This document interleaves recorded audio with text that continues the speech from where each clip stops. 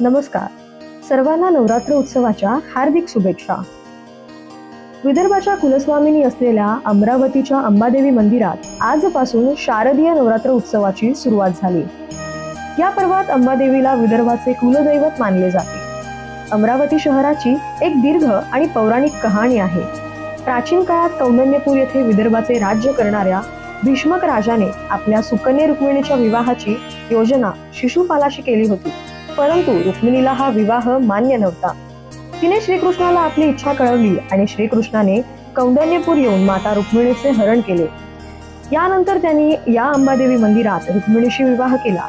हे मंदिर श्रीकृष्ण काळापासून अस्तित्वात आहे आणि आजही अमरावती शहरात एक विशेष स्थान या मंदिराला आहे.